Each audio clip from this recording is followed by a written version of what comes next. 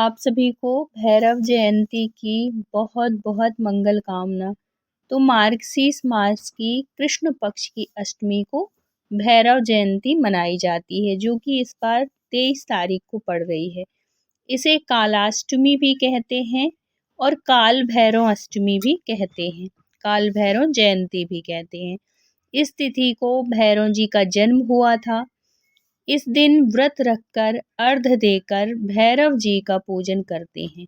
भैरव जी की सवारी कुत्ता है, जैसे कि आप सब जानते हैं, इसलिए कुत्ते का भी पूजन भैरव जयंती के दिन किया जाता है। रात्रि जागरण करके शिव पार्वती की कथा सुननी चाहिए और भैरव जी का मुख्य हथियार दंड है। इस कारण इन्हें दंड के देवता या दंडपति भी कहते हैं। भगवान शिव के दो रूप हैं, एक भैरव और एक विश्वनाथ। विश्वनाथ बाबा के जब आप मंदिर जाएंगे ना, काशी जाएंगे बनारस, तो वहाँ भैरवनाथ का मंदिर है जो कि बहुत ही प्रसिद्ध है।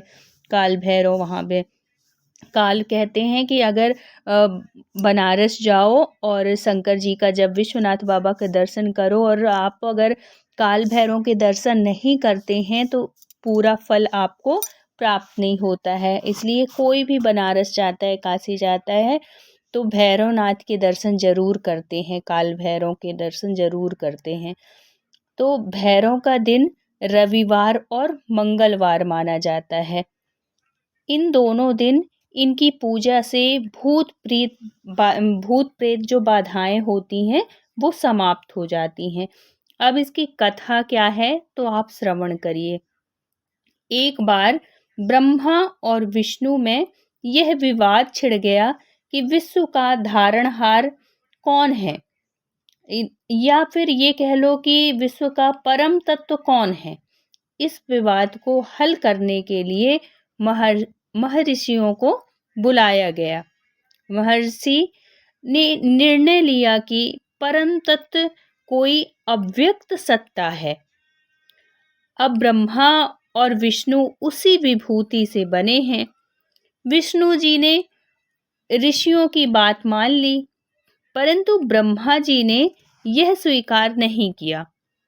वो मना कर दिए। वे अपने को ही परम तत्व मानते थे। परम तत्व की अवज्ञा बहुत बड़ा अपमान था। शिवजी ने तत्काल भैरव का रूप धारण करके ब्रह्मा का अष्टमी के दिन गर्भ चूर चूर कर दिया।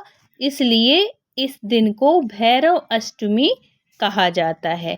तो ये भैरव जयंती की मतलब उनके बारे में और भैरव जयंती की कथा है, जिसको श्रवण करने से भैरवनाथ बहुत प्रसन्न होते हैं और आपको मनोवांछित फल प्राप्त होता है। तो ये कथा जरूर श्रवण करिए और भैरव जयंती पर भैरव जी के मंदिर जाइए, वहाँ पर प्रसाद चढ़ाइए या कि फिर उनके दर्शन करके आइए। आपको बहुत पुण्य की प्राप्ति होगी।